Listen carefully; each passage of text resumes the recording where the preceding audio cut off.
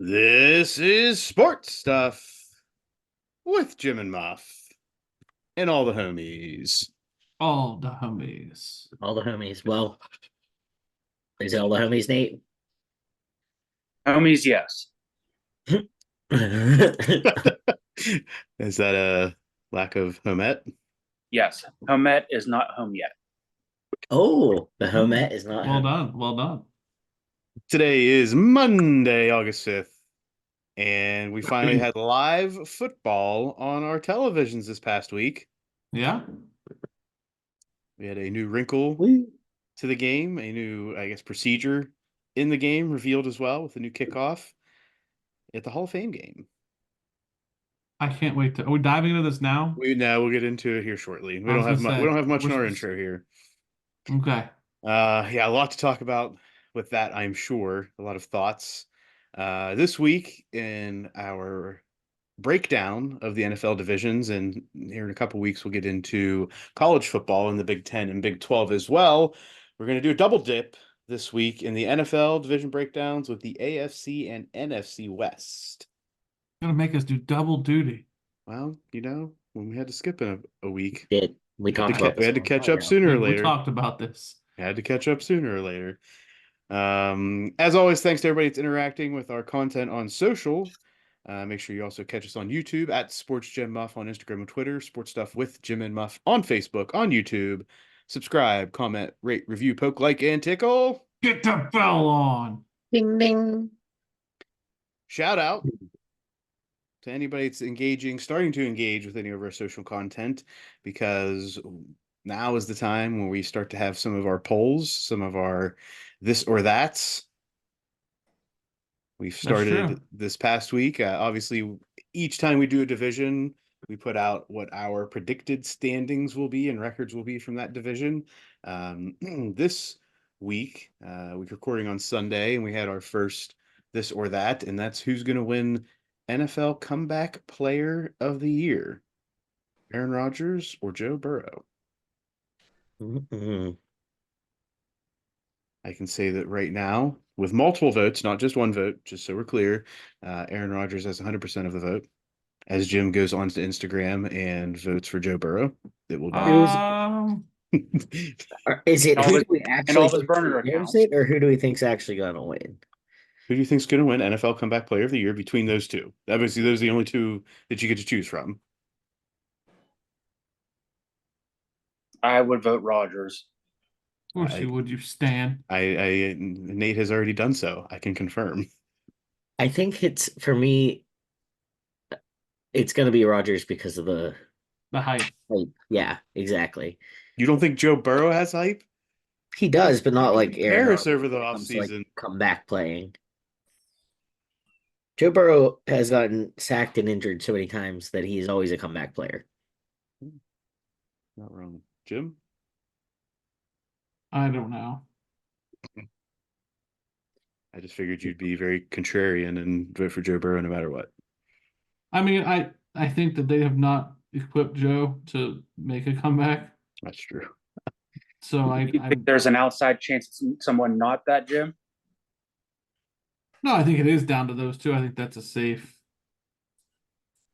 assumption between those two. I just don't know that Joe is the guy, because I think he'll get beat the fuck.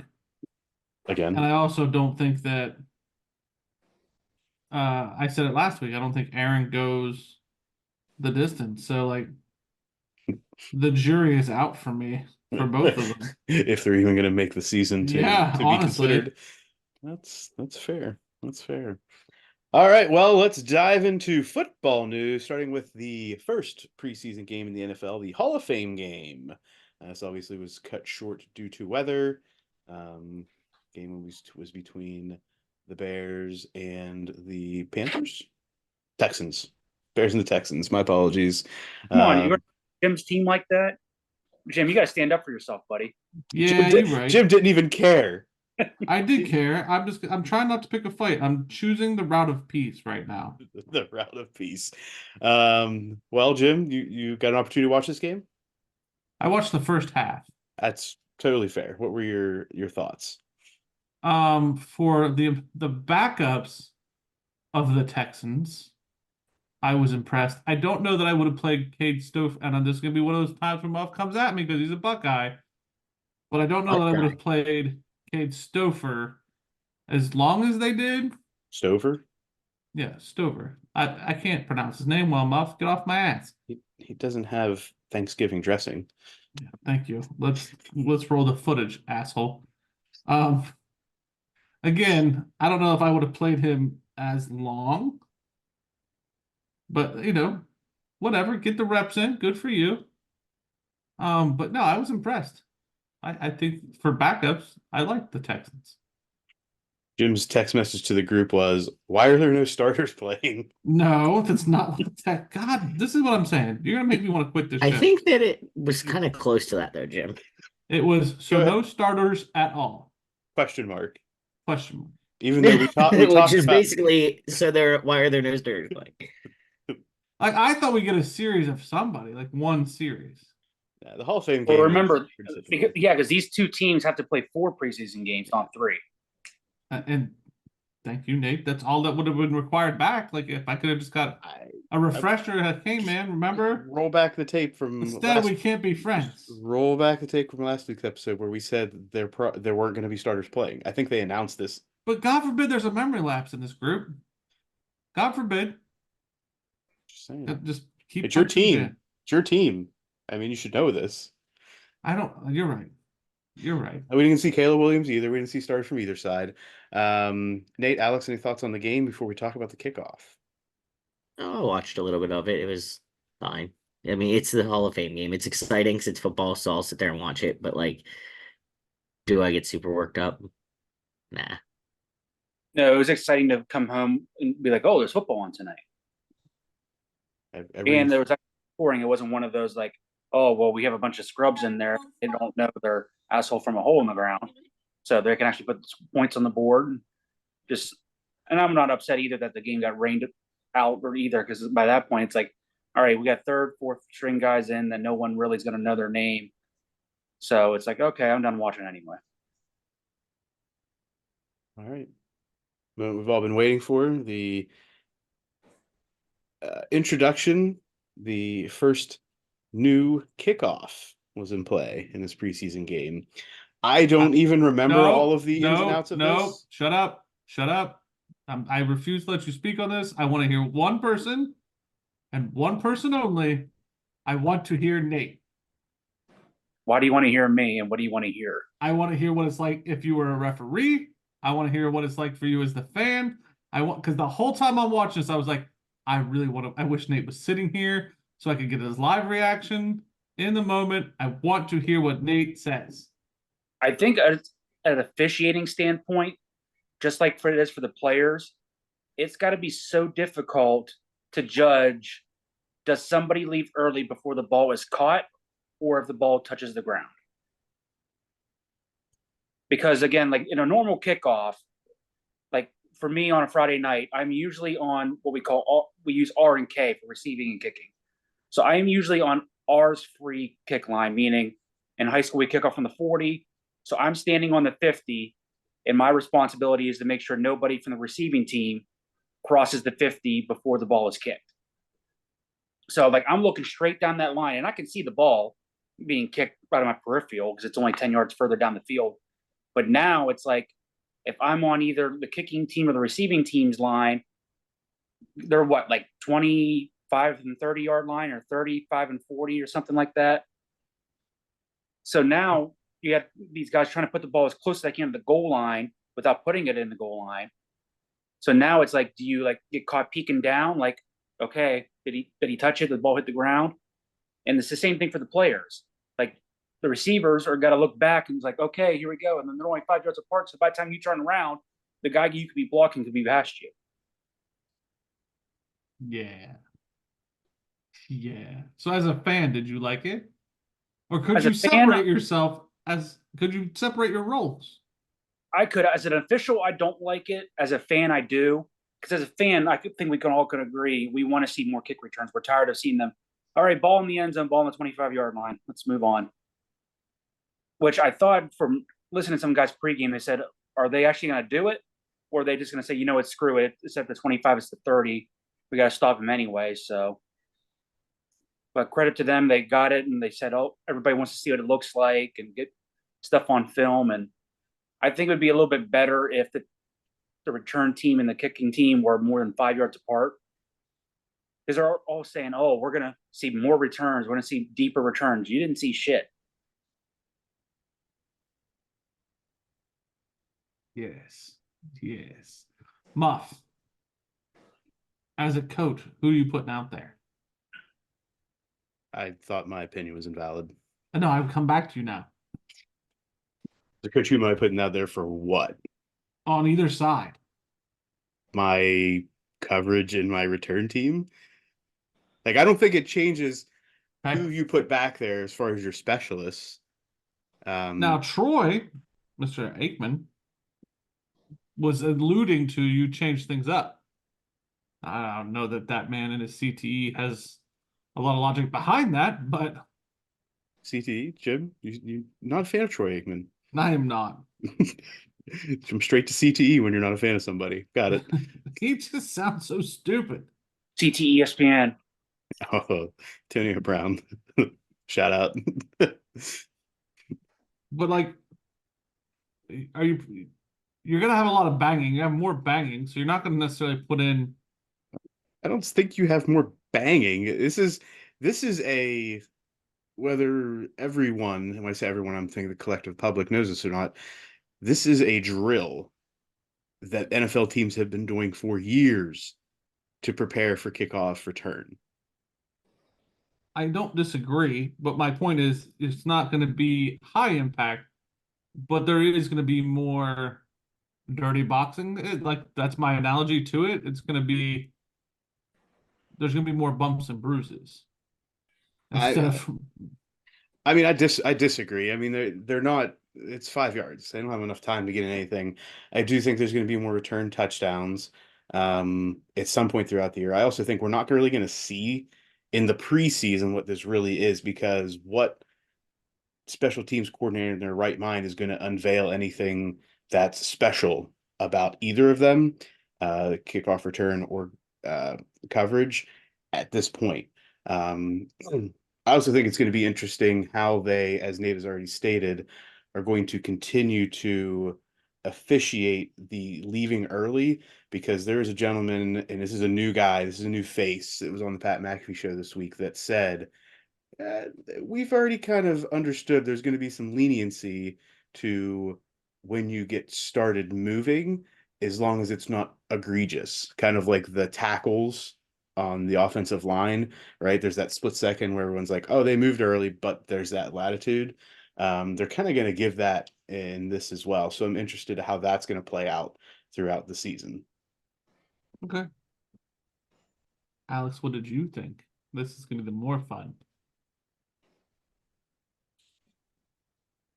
Alex would be in a mime. Are you on mute? Yes. You are a professional, sir. Sorry. I was like, what are they? I don't understand. Like, why is no one like, why do they just keep talking while I'm talking and stuff? Okay. So I don't know if you're talking about Friday's episode of Pat McAfee, but I thought it was interesting too when they were talking about there's going to be some leniency. And they're like, where does the leniency stop? And how long before this becomes a problem? Because they were lenient to a point with one team and they weren't lenient with another. And he's like, and how long is it, until it affects a major important play in the game? So I don't think, I think there can't be a lot of subjectiveness. I feel like it needs to be objective, but how do you make that objective is the question. And then they were talking about how in the XFL they do like the double whistle and you don't want 85 whistles happening. But more than that, something I liked was the guy that has to run out and hold the ball when it's windy and then just pick it up and run off. Yeah. That was funny. What was that guy's name? Like Mojo or something? The one from like years and years and years ago? Yeah, I think that was his name. The Texans, and they were like showing video of him and he would do like somersaults off the field. I was like, yeah, there's room for some fun stuff to do there.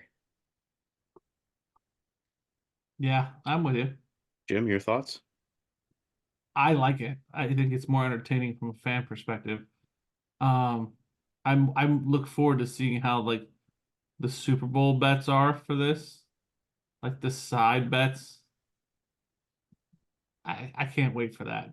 Like, how far will they go? Will there be a score? Like, I'm looking forward to all that comes with this. Yeah, I'm looking forward to see, is there going to be any teams that are like, you know what, screw this, we're just going to put the ball in the end zone and play defense. Is that an option?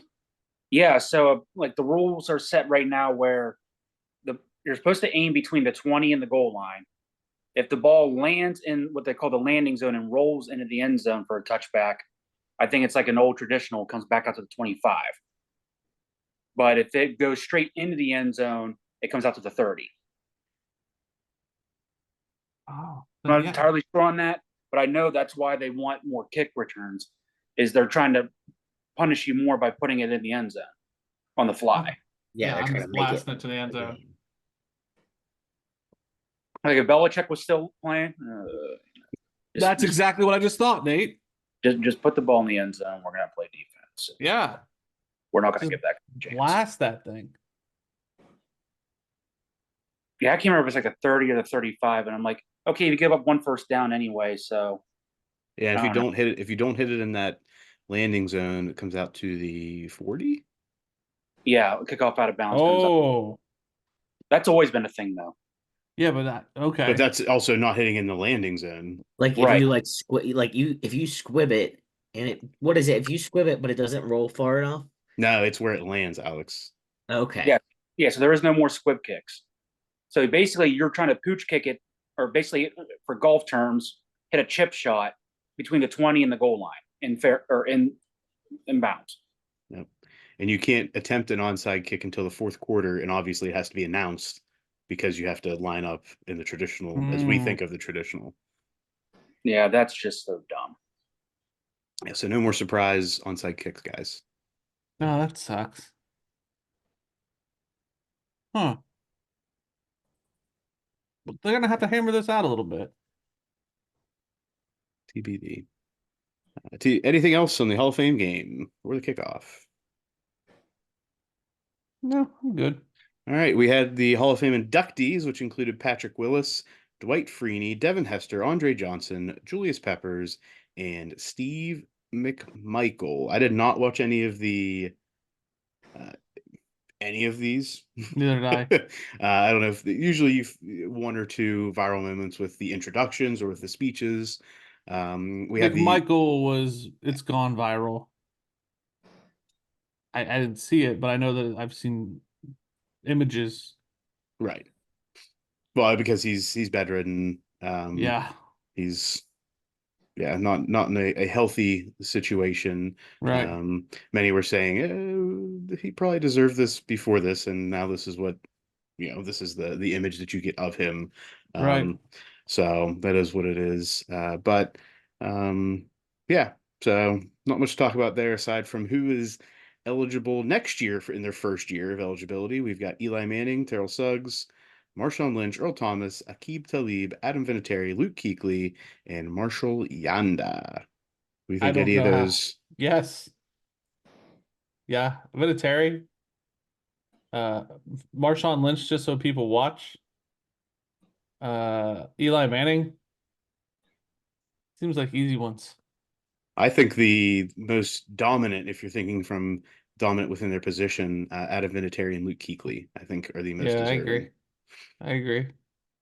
I don't know if Eli gets in first ballot. I mean, yeah, sure, you beat the Patriots twice in Super Bowls and all that jazz and whatever, but I just don't know. I mean, it's not like it was when it was Peyton and everybody just looked at each other and laughed. Yeah, Alex? but I mean, go ahead, Alex. No, I good. We were saying. He has Tom Brady's number.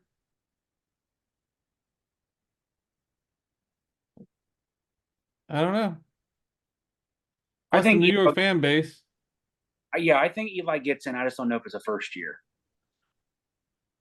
I'll give that to you. I can't I really think fight that. if I'm thinking about why Eli would get in, it would be his yeah, like Jim said, having Tom Brady's number. Like regardless of all the other stuff, like I think that you have those two glaring Super Bowls that people were like, yeah, Eli Manning. And he's relevant. Like, so people were thinking about him all the time. Yeah. And the Like, New York fan base. Like, yeah, like who he votes hasn't on faded this? off. Is it Is like the that- writers too? Yeah, I think there's some writers and some people that are in the Hall of Fame. Yeah. He's going in. He's going in first ballot for sure then. All right, moving into college football. Under 3 weeks. Not counting this weekend that we're recording in, 3 weekends away. It was August 4. 24th. It was 4, so now it's 3. What's the date? August 24th. Yes. So under 3 weeks. Yes. There we go. Some news in the college football world. Jim, did you put these two things? I in did here? not put the Colorado thing. Well, I understand that. The other two things. I did put the other 2 things. Go ahead, Jim. Oh, okay. Colorado has their players' social media handles on their back of their jerseys. Do we like this? No. Absolutely not. No. It's whatever. At this point, we may as well just put it out there, especially if they have an opportunity for NIL deals. Why not? Not hurting anybody.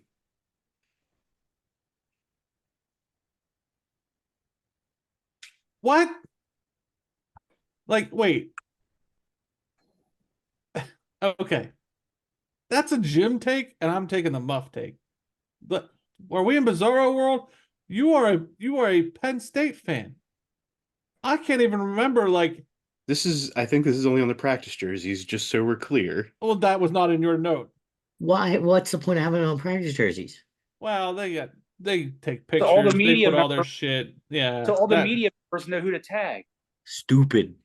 I'm okay with it. That's on the practice No, jerseys. I don't care. Practice, unpractice. The name on the front is a hell of a lot more important than the name on the back. Oh, Jesus. Nate, did you guys put any special nicknames on your helmets during camp? No. Oh, you guys didn't? We used to do that. No, if anything, it would just be our last name.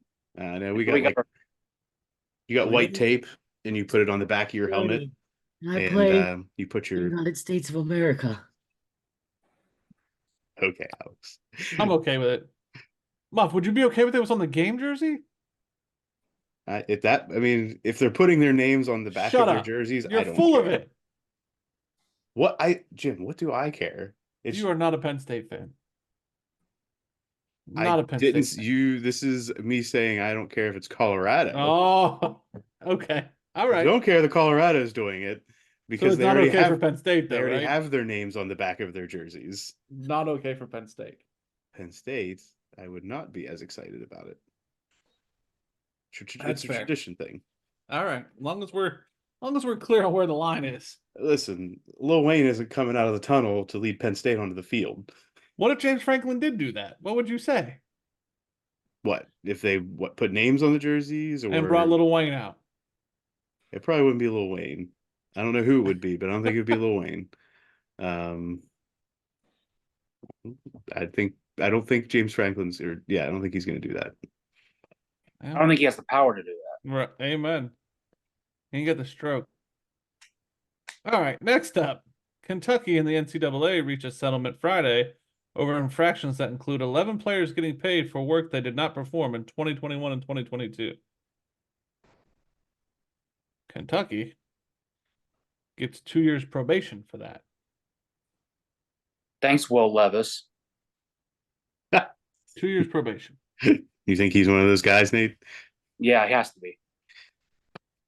Next up, New Michigan coach. You don't want to talk about that anymore? It's a You worried about package it? deal. This is Package just a deal. lead-in. This is just a lead-in, so Jim can Package deal. just put the knife into Michigan. New Michigan coach Sharon Moore is one of 7 members from the 2023 football program accused of violating NCAA rules in a draft of the NCAA's notice of allegations obtained by ESPN. Coach Moore is a second-tier violation of the 7, while like 4 others are tier 1. My question for you all is if Kentucky got 2 years probation for that, what will Michigan's punishment be? What? Well, so when you say Kentucky's on probation, I need more detail than that. What do you mean? So yeah, they're on probation. So like, what does that mean for like the average Joe, like listening? Like, Oh, yeah, gotcha. you're on Okay. probation. So what does that mean? Like, All right, that's fair. Kentucky probation. I don't know what that's going to bring up, but Kentucky Oh boy. probation. How's he say? Make sure you bury all that. All that. I did not spell that maybe for shit. University of in front. Yeah, that And Kentucky is a maybe weird football, place. maybe football with those search terms. That's a good point there, boys. Because Kentucky's an odd place. That's what I'm thinking. Like, are we talking like postseason probation or like scholarship? Yeah.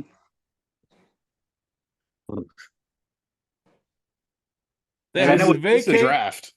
They had to vacate 10 wins from 2021.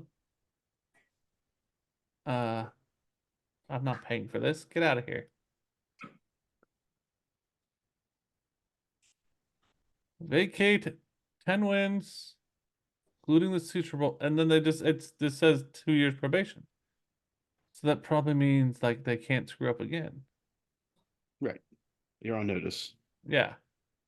So they're on notice and they have to vacate wins for no freaking reason. From a season, yeah. Yeah, that's right. This is potentially going to be happening more, at least under the microscope. Mm-hmm. Players getting these NIL deals and not really doing the work that's required to get the funds. But yeah, but that has to do with the teams winning and lost in the field. Got it. And a fine. They got a fine. And that was the standard. It aligned with the level 2 standard classification of a violation. Okay. So again, let's just go less or more for Michigan. But this is a draft of a potential notice, so Oh my Christ. this is a leaked Yeah, draft. I mean, until we find out more, I mean, it sounds like it's going to be more than Kentucky. Thank you, Nate. Alex? I mean, it's a draft. You're going to play on the Muff team. On this one, I think first of all, I've been on your team for like most of the things throughout You the have game. been. You have been. But like on this one, I'm interested to see where it plays out, and then I'll comment further. I think if it's legit, like probably more. Okay. Just because of the. And is Jim Harbaugh included? That was my next, like the way I was going to tail out of this is if he is included, it's got to be one of those don't come back penalties, right? I would think. Because they can't do anything else to him. I mean, you can vacate wins, you can vacate national championships, like you can do all those types of things to tarnish his record. And they could ban him from coming back. Do you imagine they vacate a natty? I don't think they'll vacate it because they solved all the problems before the national championship. But the so season, it's a legitimate national championship now. when did I say it wasn't a legitimate national championship? I'm pretty sure we can probably go backwards and find a time when you're like, this season is tainted. This is bullshit. I said they're cheating They beat Ohio bastards. State. This isn't right. I never said, not once, and you can roll through the footage or the footage, however you want to say it, Being footage. that win was not legitimate. Never said that. But they are cheating bastards. But they are cheating bastards. Let me still say that this is an issue, even though They I are said it cheating wasn't bastards. But you just said it wasn't a concern. It wasn't an issue. They did not. I don't believe they cheated during the Ohio State game. I will say it right now. Are they cheating bastards? Yes, they are. Up there with the Houston Astros. Indeed. All right, let's get into our breakdowns for the week. Starting with the AFC West. Last year's standings. You missed your note there, Muff. I'm saving it for later? Yeah, because it's going to continue to become a thing. Okay. Really quick, Sunday Ticket, that whole appeal, the class action suit, a federal judge has overturned the decision for now, reversing the whole payout, saying that two people's testimonies were not two testimonies. I don't know if it was people or if it was groups were not legitimate, so they couldn't be included in the decision that was made by the jury. More to How come. does that play out? I don't know. There's going to keep going back and forth on And this. does that equal a raise for Roger? I would imagine the owners are going to put a little extra in that Christmas bonus if this gets thrown out. Good job, Raj. He is Teflon Don. He's good. He's good. But I have a feeling this is going to continue for the next like 1 to 3 years, back and forth. He should be a politician. I think the commissioner of the mob NFL boss. is a politician. Or mob boss, either one. He's working for some of the richest people in the world. Yep. The AFC West last year had the Chiefs, obviously the Super Bowl champs, atop the division at 11-6, the Raiders at 8-9, the Broncos at 8-9, and Jim's former team, the Chargers, at 5-12. Starting off with the Chiefs, key losses include quarterback LeJerry Sneed and wide receiver Marquez Valdez-Scantling, offset by the additions of Hollywood Brown and McCole Hardman coming back to Kansas City wide receiver. Punter Matt Ariza joins the fold after he was cut. Name cleared. Yeah, after he had his name cleared from being with the Bills last year. And Carson Wentz is coming to Kansas. He's coming for Pat Mahomes' job. I don't think he thinks he's coming for Pat Mahomes' job. But talk about a sneaky ad. Yeah, that was. I saw that and I was like, oh, really? Sneaky. The Chiefs added Xavier Worthy in the draft in the first round and Kingsley Suamatea from BYU, a tackle in the second round, to join all the stars we already know about. Patrick Mahomes, Travis Kelce, Isaiah Pacheco, Chris Jones, and what will come of Rashee Rice this season. Any issues that could be coming from his offseason issues, I do not know. But, I mean, I don't think that the Chiefs really lost more than they gained. No, I think they're still in a very good spot. I think that obviously like losing Valdez Scantling is not a big deal when you add Hollywood Brown and McCole Hardman. Mm-hmm. So yeah, and I think under the radar, I think Patrick Mahomes is doing the Tom Brady deal, like where he's somehow restructuring his contract year to year and allowing some of these signings in the offseason. that's kind of cool. So too. So even though he's getting $500 million, he's still finding a way. Right. He's still finding a way to make it work for the team. So what is that? You just kick it down the road? Is that how that works? Yeah, I think they restructure so it's back-ended as far as the money towards the salary cap, but I think they can front-end it with like signing bonuses and all this other stuff. So I don't know how they do it.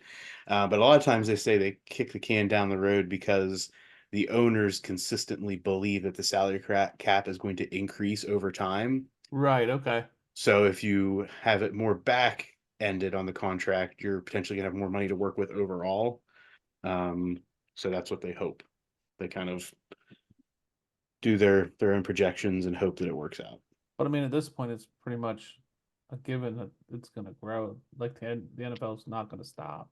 If that Sunday ticket thing continues where it is, oh yeah, that could hurt. I mean, 4.7 billion is a big number to mess with if that happens. Next, we got the Raiders, who lose Josh Jacobs, Jimmy Garoppolo, and Hunter Renfrow in the offseason. They do add Alex Madison at running back, Christian Wilkins on the defensive line. Gardner Minshew comes into the Raiders in Vegas, and Michael Gallup also joins the team. Along with tight end Brock Bowers was their first-round pick from Georgia. They brought in guard Jackson Powers Johnson in round 2 and offensive tackle DJ Glaze in the 3rd round. Joining number 1 man on the depth chart right now, Aiden O'Connell at quarterback with Devontae Adams at wide receiver for now, Zamir White at running back, and we have the monster Max Crosby on the defensive line. Aiden O'Connell at QB, big question mark. I mean, I don't think they're going to strike gold with him like the Niners did in Brock Purdy. No, I think that's their biggest question mark on the team. I mean, I think they have a foundation there. Just nothing to lead the foundation. Not established skill players aside from Devontae Adams, right? But who's throwing him the ball is the big question. How long, or do we think Gardner Minshew gets in, and how long do we think it takes? Yes, he'll get in. He might even start week 1. Yes. You really think they'd start over Aiden O'Connell? Yes. Yeah. Minshew's been around. He's got the experience. He's been a starter before. Let Fair. Aiden continue to develop. You seem outraged by this, Alex. No, I mean I'm not outraged or anything. I just probably would. Aiden O'Connell was there with him, so I think I'd give him the nod to start, but a short leash to get Minshew mania going. Moving on to the Broncos, who obviously lost Russell Wilson to the Steelers. They lost Lloyd Cushenberry, their center, Josie Jewell at linebacker, and Mike Purcell on the defensive line. They added Josh Reynolds at wide receiver, Cody Barton at linebacker to join Bo Nix as the number 1 draft pick, linebacker Jonah Ellis in the 2nd round, and Troy Franklin, wide receiver, in the 3rd round in the draft, joining Javonte Williams at running back, Cortland Sutton at wide receiver, and Pat Surtain II in the defensive backfield. Broncos. It's another one of those teams that's definitely, I believe, in a rebuilding situation and hoping that they can just be competitive. They have Yeah. Go ahead. I'll say they've got some guys there that you've heard of, but no one's really outside of Pat Surtain has really made a name for themselves. Like they have a lot of unproven guys that, I'd say for a lot of them, it's just kind of like a year where they need to prove their worth, or they're going to be moving on somewhere else. They have Texan vibes from 3 years ago. Yes, I would say yes, aside from they went out and got a 1st round quarterback. Yeah, okay. I would say yes, aside from that. I don't think they're going to get lightning in a bottle with Bo Nix, but Texans 3 years ago was, let's build the skill and see what we can do with Davis Mills. Yeah. Right. Okay. So I don't know if they've built the skill to support Bo Nix sufficiently. Remember, the Broncos, their wide receivers get hurt every year. So Yeah. we'll see what happens. And Alex, thoughts? No, not really. To the Chargers, who lost Austin Eckler, Gerald Everett at tight end, and Kenneth Murray at linebacker. They do bring in Gus Edwards from the Ravens at running back, Will Dissly from the Seahawks, I believe, at tight end, and Alohi Gilman in defensive backfield to join the banner addition to the team, Jim Harbaugh. He's not qualified to make comments on that injury. That was pretty funny. It was pretty funny. Did you guys see this? I did. Jim? No. He pretty much said, when he was asked by reporters about injuries and status of players and, is this a lingering injury? He said, I am not a medical professional. I am not qualified to make comments. He just kept repeating that. It was kind of funny. Probably what I would do. Yeah. Jim doesn't think that anybody is funny when they were involved with Michigan at one point or the other. That's not true. Just kidding. That's not true. Only half kidding. Nate, did you think it was funny? Did you just throw it away? I thought it was a smart answer, but I get it. Yeah, it's gonna get old. I think that. Yeah, you ask me about injuries, I get it. You want to know, but I don't know the details. I'm just a coach. It's a Bill Belichick type move. Chargers added tackle Joe Alt in the 1st round, Ladd McConkey from Georgia in the 2nd round at wide receiver, and Junior Colson, linebacker from Michigan, in the 3rd round, joining Justin Herbert, Joshua Palmer, Joey Bosa, Khalil Mack, Asante Samuel, and Derwin James. Although Justin Herbert has been diagnosed with plantar fascia injury in his foot. That's going to limit his preseason. Yes, thank you, Alex. Tell us about this injury, Alex. It's an inflammation of your fascia on the bottom of your foot, and it's actually super, super painful. Can be very miserable. Something that we should be concerned about for the Chargers? It can definitely be reoccurring. injury. So like when people get it, they do occasionally have like multiple flare-ups of it. Is that the one where, hey, Alex, it's like walking with like a ball taped to the bottom of your foot? Kinda, yeah, like it's like tight. Jim, any thoughts on your former team? They traded away Keenan Allen. They signed J.K. Dobbins. Um, they've signed some like veteran running backs to replace some of what they've lost in Eckler. The receiving room is not what it was. I think they're hoping, but it's not what it was. They're putting a lot on Herbert, and I believe his specialists have downgraded.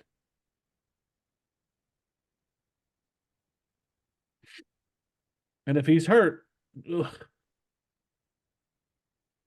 I don't know who QB2 is, but don't oh, think they got three QBs.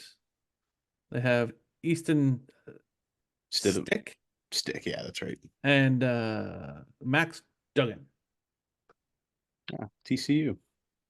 But I think you have an aging Joey Bosa, an aging Khalil Mack. I don't see good things. That's just me. I think All the right. Chargers are going to be the Chargers. Bringing us to our predictions for the season. Let's start with Alex.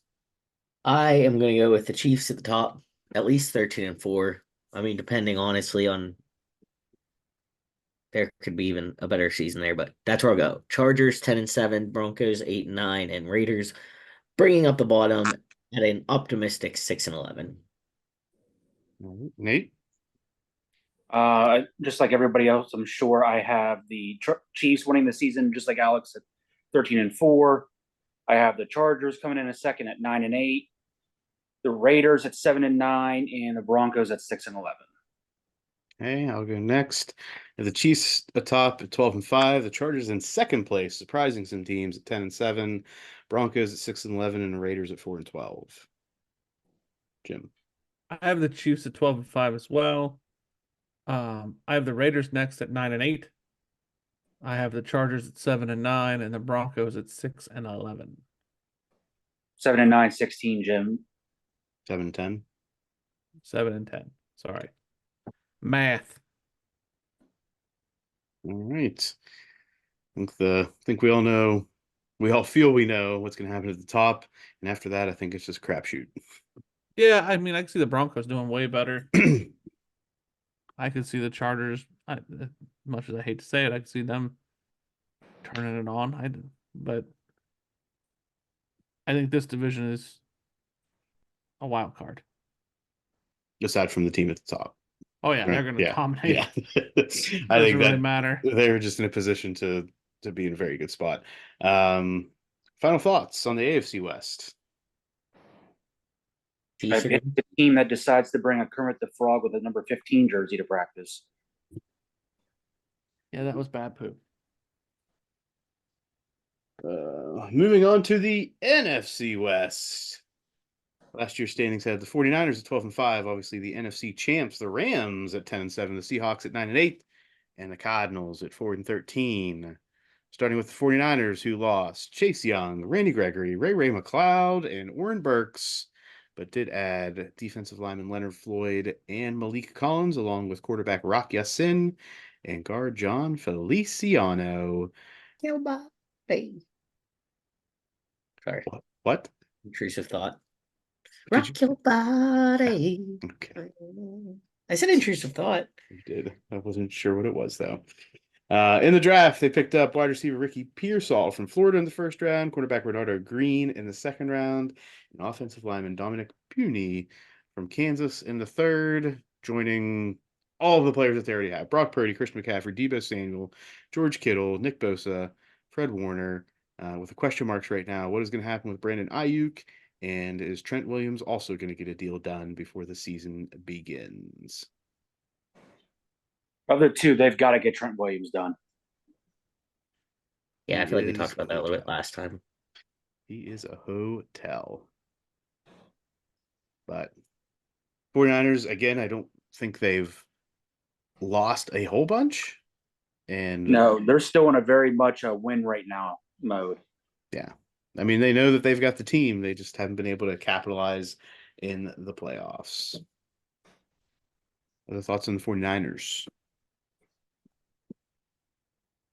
Good. No. Moving on to the Rams. I'm not sorry, I got distracted. Jim left. With the Rams, they lost, maybe not household names, but names that were part of their rotation. Royce Freeman at running back, Jonah Williams at D end, and defensive back Jordan Fuller. They do bring in cornerback Tre'Davious White, along with cornerback Darius Williams, guard Jonah Jackson, running back Boston Scott, and they brought in Jimmy G. Jimmy G. Yeah, that was a surprising move to me. Yeah, I was not certain why that was going on. Yeah. Unless they're just worried that Stafford's finally going to be put out of a game. It's pretty durable. In the draft, they took edge rusher Jared Verse from Florida State in the first round, defensive lineman Braden Fisk from Florida State in the second round, and Blake Corum, running back from Michigan in the third, joining Matthew Stafford, Kieran Williams, wide receivers Cooper Kupp and Puka Nacua, and Tyler Higbee at running back. But they do currently have 3 offensive linemen, Jonah Jackson, Alaric Jackson, Wait. Can and you go Rob back to the wide receivers, Havenstein. please? Cooper Kupp and Puka Nacua. Say that 3 times fast. That's so good. Cooper Cup, Puka Nakua. Puka Nakua, Cooper Cup. It's a good one. They have his offensive linemen who are expected to miss some time prior to the beginning of the season. Hopefully nothing nagging. I think those are all 3 starters. How do you feel about the Rams? I think the Rams have the potential to sneak up on people this year. Yeah, I'm with you. I like that. I mean, coming off of what we say, 10-7 season last year. Like you said, they really didn't lose like big name guys, but contributors. But I like the pieces they brought in with Tre'Davious White and Boston Scott as a depth running back who was with Philadelphia when they won the Super Bowl. Then I really like them picking up Blake Corum to go back with Kyron Williams. So that'll be a good 1-2 punch for them. So offensively, I think they've got the weapons. I'm curious to see what happens now with like Aaron Donald retiring and what's that defense going to look like now. Yeah, I guess that's a key loss. I don't see that in the free agency stuff when people retire. Mm-hmm. Alex, thoughts on the Rams? No, I think that Blake Corum was a decent pickup for them. I think having him and Kyron Williams will be nice, and I think the offensive line is obviously going to be the issue. Is if they're all out together. So yeah, I would imagine not all 3 of them are going to be an issue, but if 2 of those 3 start off the season and or have lingering injuries, it could be a problem. Agreed. Moving on to the Seahawks, who lose Bobby Wagner, Damian Lewis, Will Dissly, and Jordan Brooks in the offseason. They bring in Sam Howell. That was under the radar. Did not see that go down. Brought in Laken Tomlinson at guard, center Nick Harris, and linebackers Jerome Baker and Terrell Dodson. In the draft, they took Byron Murphy from Texas, Christian Haynes from UConn, and Tyrese Knight from UTEP in the first, third, and fourth rounds to join Geno Smith, Kenneth Walker III, and the trio at wide receiver of Tyler Lockett, DK Metcalf, and Jackson Smith and Jigba. Alex? Losing their 2 starting linebackers is really going to be tough. Go Gino.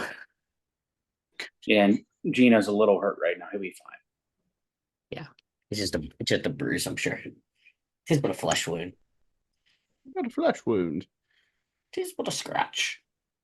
Is Geno Smith going to be able to sling that rock all season, Alex? Yeah. Good insight. No, I'm confident. Yeah, he's Mountaineer tough. He's Mountaineer tough. Okay. There we go. Mountaineer tough. Mountaineer tough. And lastly, moving on to the Cardinals, who lost. What's that? Muff's favorite team. I feel like they're going to get some love from me in the first 6 weeks of the season again in the betting world.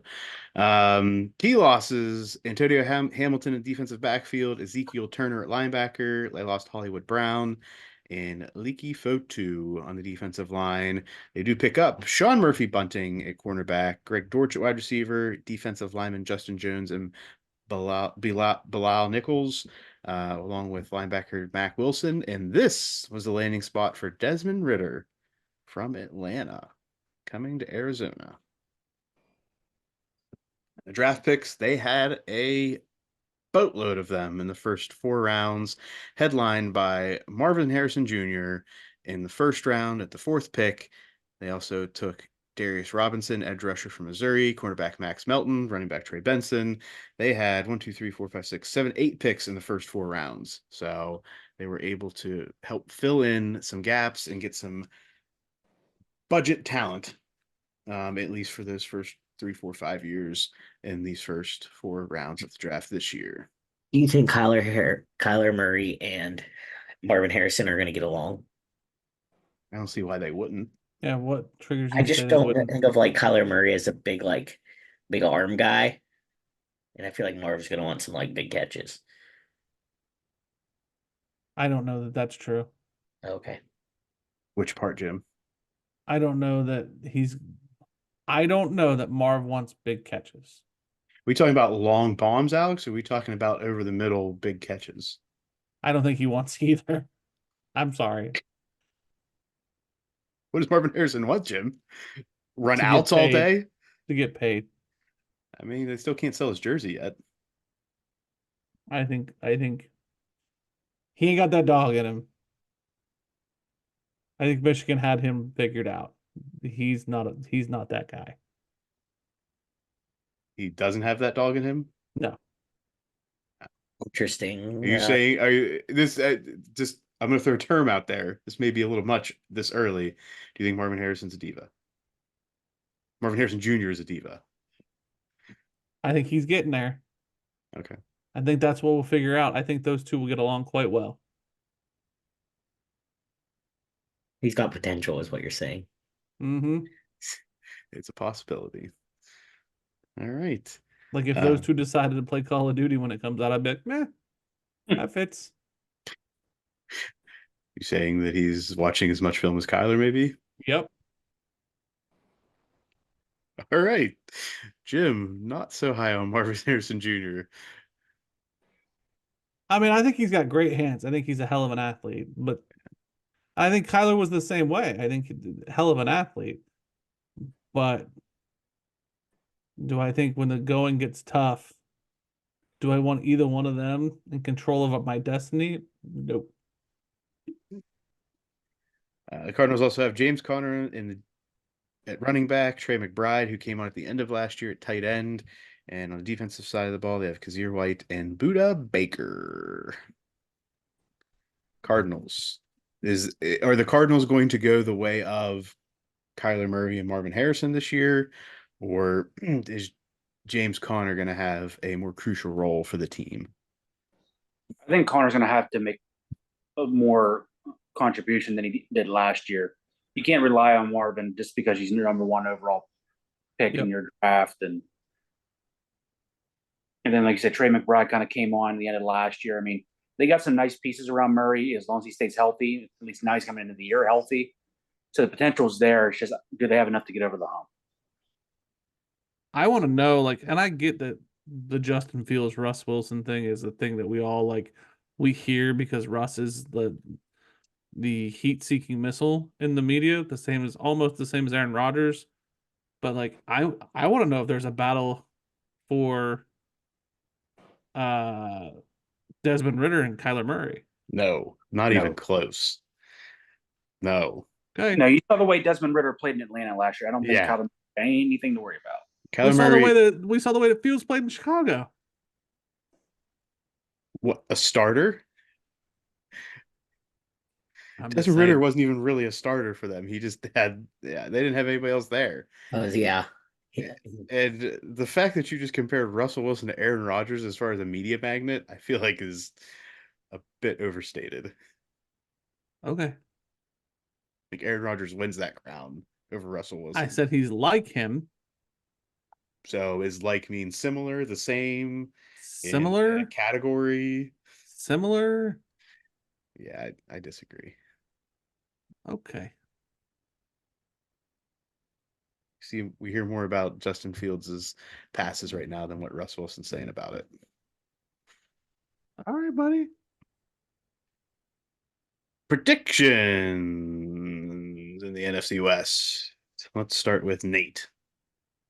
I've got the Niners coming out on top of this division yet again at 12-5. The Rams not far behind at 10-7. Cardinals at 8-9, followed by the Seahawks at 7-10. Okay, let's move to Jim. I have the Niners winning it at 11-6. I'm gonna go with the Rams 10-7. Cardinals 9-8. Seahawks 6-11. All right, I've got the 49ers atop this division at 12-5, the Rams at 10-7, Cardinals at 9-8, and the Seahawks at 7-10. Alex, is Geno Smith gonna surprise the world and shock the world with the Seahawks this year? I have them not finishing last.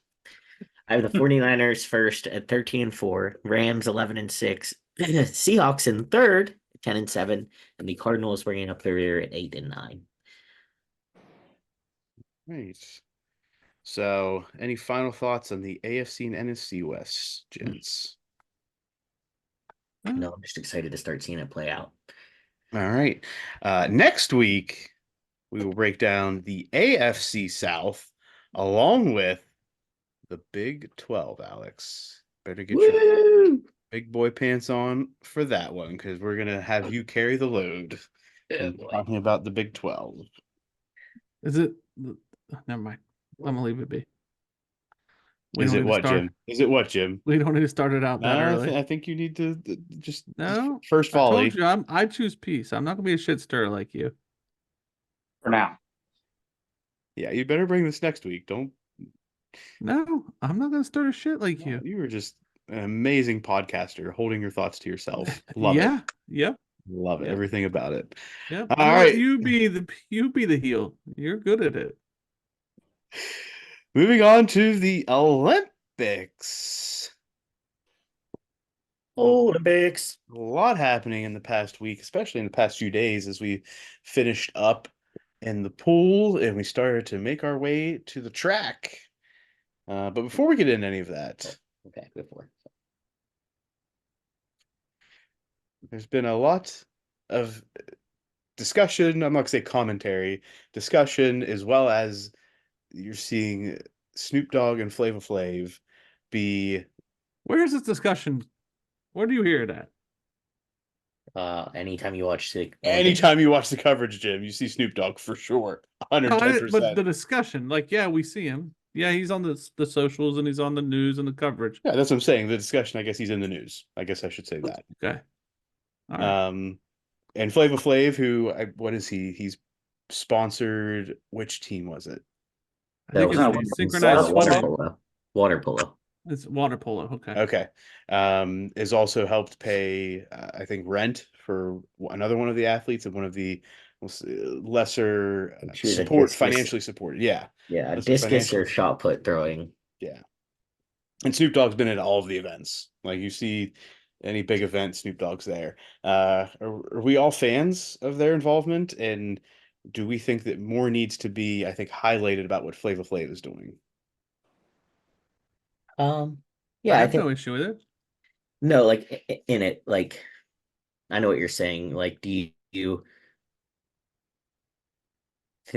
should we be talking about it on the mainstream more? Like you see it on all the side stuff online, but it's like not really ever brought up in the as much in like the NBC primetime Olympics, whatever. I feel like we talk about Snoop, which is fun, and I think he's doing a great job, and I enjoy it. I wish Here's what I wish. I love that Snoop's there. He definitely helps hype everything up. He's all part of it. I would love to hear that Snoop, who I would imagine is probably getting paid to be there, is also giving some back to the teams or doing stuff like Flava Flav is doing. How do we know And he's not? I just said I believe he is getting paid. No, how do we know he's not giving money back? Is my question. I would rather hear that too. Like Oh.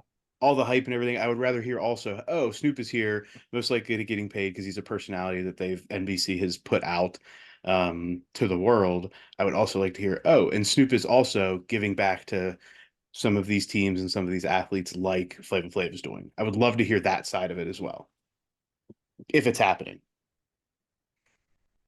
Because we're hearing about Flava Flav, but it's like, as Alex said, it's like in like the second or third page.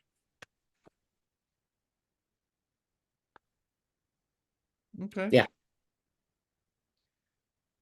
On the track, Jordan Lyles becomes the first American male to win the 100-meter dash in 20 years in probably the closest race finish I've ever seen, winning by 5/1000ths of a second. I did not watch this live. I have not seen this happen yet, but I've seen the photo finish. I watched it live, and when I watched it live, I honestly thought he got bronze. It was that close. Yeah. I think this also brought into play like how the winner is decided at the photo finish, right, Nate? Correct. And For how is sure. that decided? So it's based on the torso, because Mike Tirico was even talking about it before they got into a commercial break, and they were talking before they even released the final photo that Lyle's clavicle broke the line before the Jamaican runner's torso or any part of it broke. So it's not like you see everybody like lean forward at the end. It's not your head, but it's actually your torso, your body, not your foot either. That's all they care about is like shoulders to your waist. What goes first? That's why you always see guys put their head out or stick their chest out at the end. Yeah.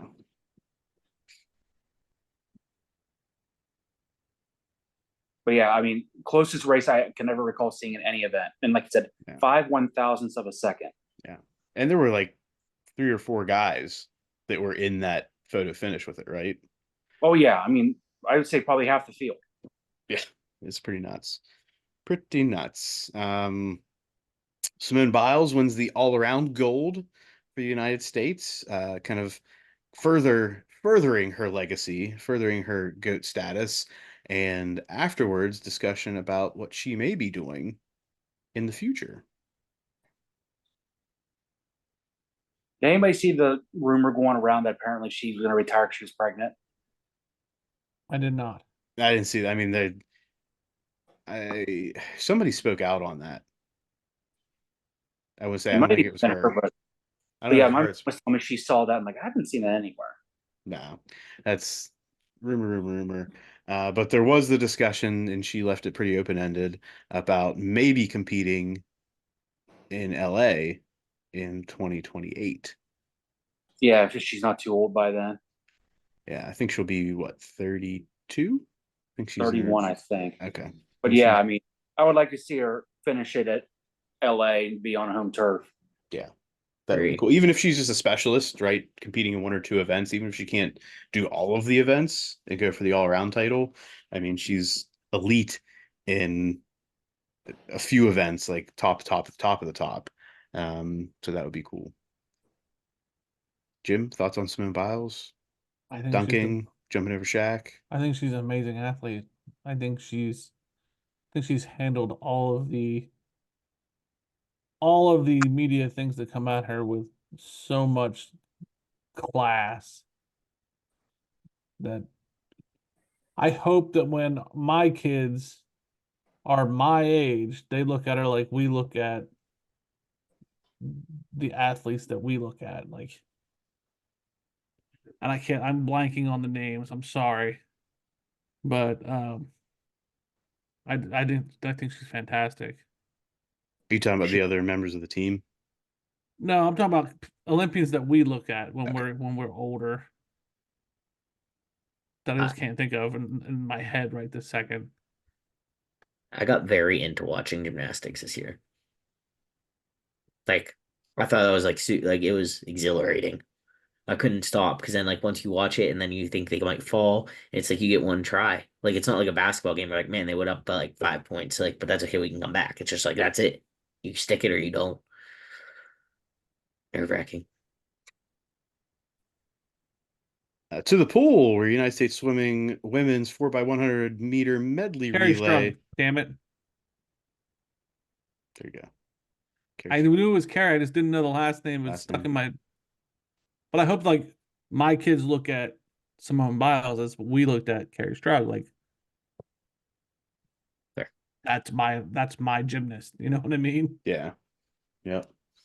In the pool, women 4x100 set a world record with a time of 3:49.63 to add to the USA, who had the most gold medals as well as total medals in their competition. Every Olympics in recent memory has been against Australia. Yeah, they with that win, they edged Australia in total gold. Yeah, which I think the US traditionally has more medals than Australia, but I think Australia always hangs their hat on, I think, is that they usually have more gold. This year, the United States had more gold. On the golf course, Scotty Scheffler wins gold with a final round of 62, overtaking John Rahm. Rahm was up 5 over Scheffler going into the final 9 holes. Rahm then falls off the podium altogether, and Scotty goes full circle of being a potential felon to winning gold medal. I didn't know golf was an Olympic sport. Past 2 Olympics, I believe. It's new. It's a newer sport.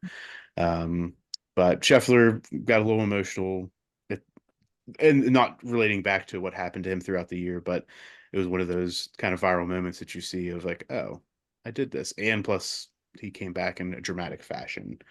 Um, Other news on the track, Grant Fisher wins silver in the 10,000-meter run, earning the second medal for the United States in the past 56 years in this event, and third ever. I don't know if I've ever ran 10,000 meters in my lifetime. I actually watched this race live. All 10,000 meters? I'm trying to think how far that is because 1,600 meters is a mile. What's 5K, Alex? 3.2? 3.2. So it's like 6.5 miles. 6.21.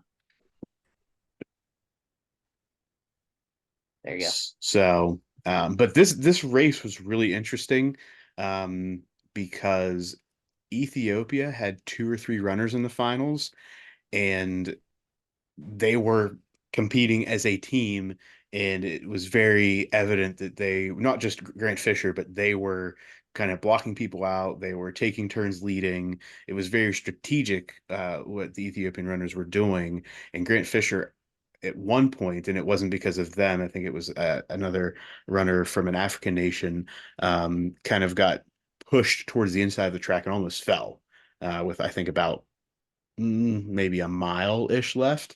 And it made for a very, very fun and entertaining last 2 to 3 laps for me as I was watching it. But good for you for wanting to run 6 miles competitively. Way to go. Novak Djokovic gets his first career tennis gold medal to add to the mantle that he already has, defeating Carlos Alcaraz, who had beaten Djokovic at Wimbledon in July. It's got to be like the last thing for him to collect in his career. Yeah. Yeah, I remember what they called it, like a gold slam or something like that. His last stone. Mm-hmm. Jim, Good for him. I good for got who? much to say. You want to talk about China, Jim? China. Stunned the U.S. by winning gold in the men's 4x100 medal relay on Sunday. A race the Americans had won at every Olympics other than the boycotted Moscow Games in 1980. Yeah, I watched this. China has the gold medal 100 individual as well, and he's just an absolute beast. I think he set a world record this year. But leading up to this race, they were talking about like, if there's going to be a year, this is the year, and China has the team to do it. Good on them. Yeah. I thought that was like America had won every single one. Alex, you were Wild. about to say something? No, I was just agreeing with you about the Chinese guy. Yeah, absolute monster. Basketball, Jim? You want to talk about basketball? Jim wants to talk about basketball. We're gonna let this one go. The U.S. was eliminated from the 3x3 men's basketball competition on Sunday, and after they finished 2-5 in pool play. How do we So- lose the 3-on-3? Because our best players are playing 5-on-5. Bingo. And the people that are actually playing 3-on-3 are playing in that like big three league. So we didn't have our best out there. No. No, not And even that close. was like a big thing. Yeah, Ice Cube. Did you listen to the interview, Alex? Yeah. Yeah. Ice Cube did an interview with Pat McAfee and was talking about like, hey, this is our season. The 3-on-3 is not governed by the United States Basketball Association. So it's I don't know, it was almost like it was just haphazardly put together, a team. And there wasn't really any financial incentive for the best players in the big three to go play over there. In fact, Ice Cube challenged whoever wins Olympic gold to play a team, whether it's made up of all stars or one of the existing teams from the big three. And McAfee said, I'll put up 100K for that game to go to charity. That's cool. Yeah. So we'll see. The women, I think, are still in it, though. They started out 0-3, but I think they fought back to make it to the knockout rounds. Yeah. From what I understand. Yeah. Anything else on the Olympics? The women's soccer team won their first game in the knockout round. Men got eliminated. Then we're eliminated in the quarterfinals by Morocco. Yeah. And this is different. Like, this is not your national elite players. This is, I think it's like under 23. It's not the same as like basketball. And then the rowing team won Olympic gold, which was a big deal. I guess they'd never done that before. And the women's, I might have talked about that last time. The women's rugby team, Yeah, medaled, got bronze. What about that Turkish shooter? Anybody see Yeah, him? he's cool. John Wick in real life Yeah, just got mad because he got divorced and was like, you know what? I'm just gonna learn to shoot guns. And doesn't close any eyes, doesn't wear any special eye protection, had his hand in his pocket, looked down and was like, bang. Didn't get gold because if he got gold, they'd know.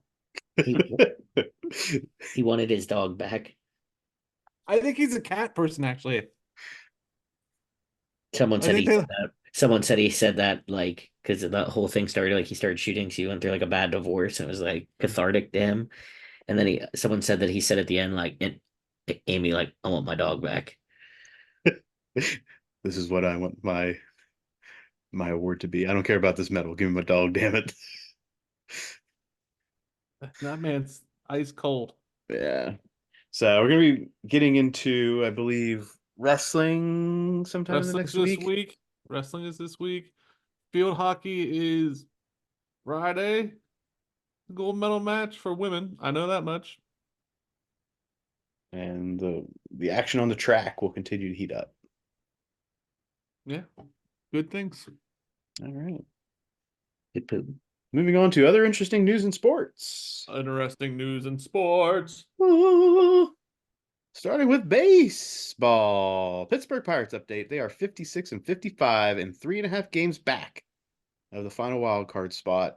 It's August and the Pirates are competitive, which means I'm pretty excited. Not gonna Stop lie. talking about it, Swan.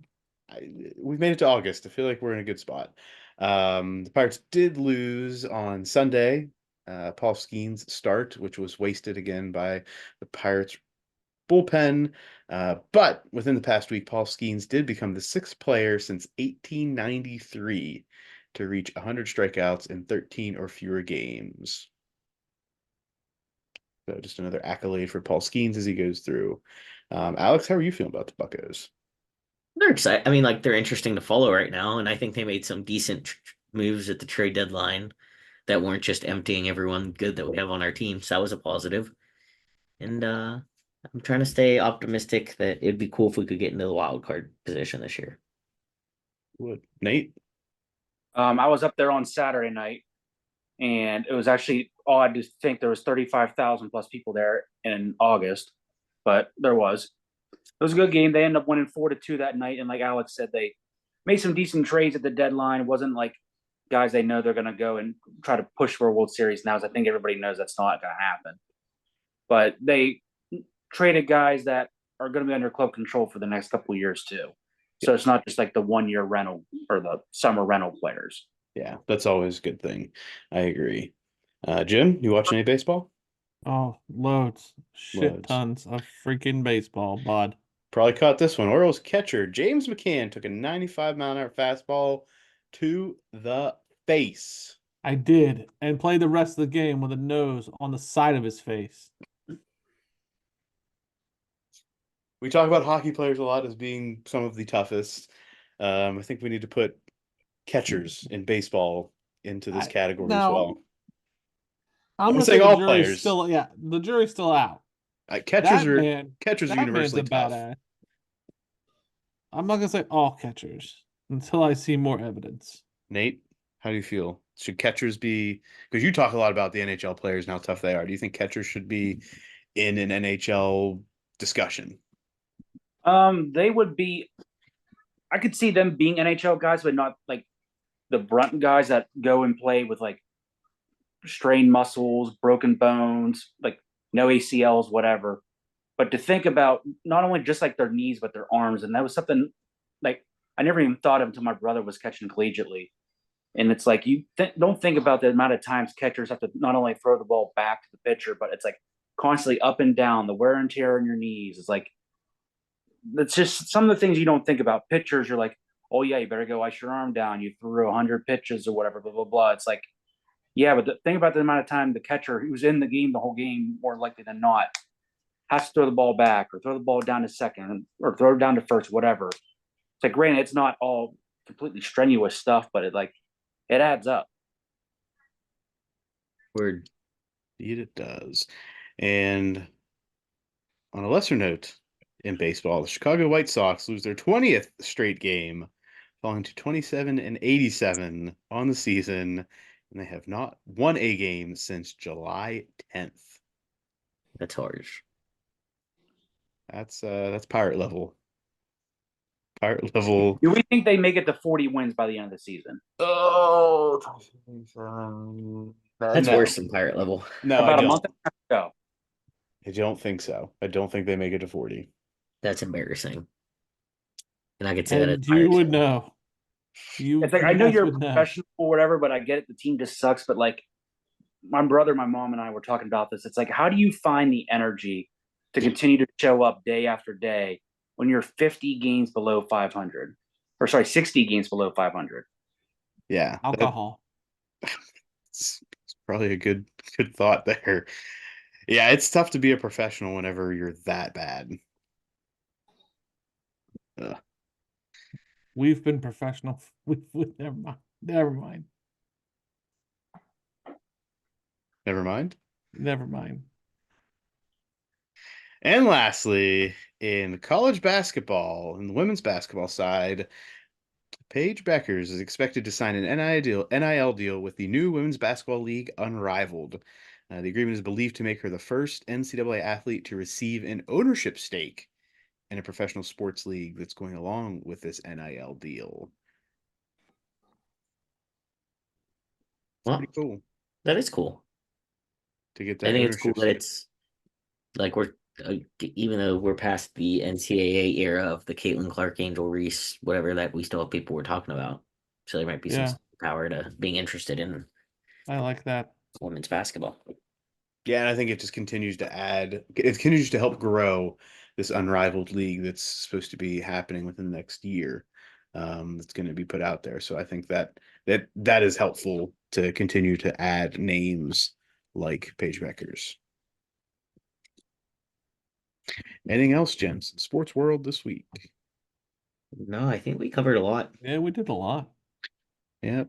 covered 2 NFL divisions, the Olympics, and all sorts of fun football stuff, including the Hall of Fame game and the new kickoff. And again, make sure that you get ready for next week. We'll continue our NFL division breakdown, have more Olympics discussion, and make sure you. What's that, Alex? Big 12. And the Big 12. Make sure you follow us on the socials at Sports Jim Muff on Instagram and Twitter, Sports Stuff with Jim and Muff on Facebook, on YouTube.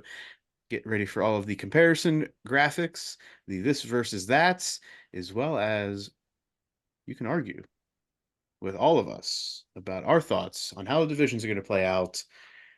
But to do that, you have to listen in and you have to tell a friend, make a friend, be a friend.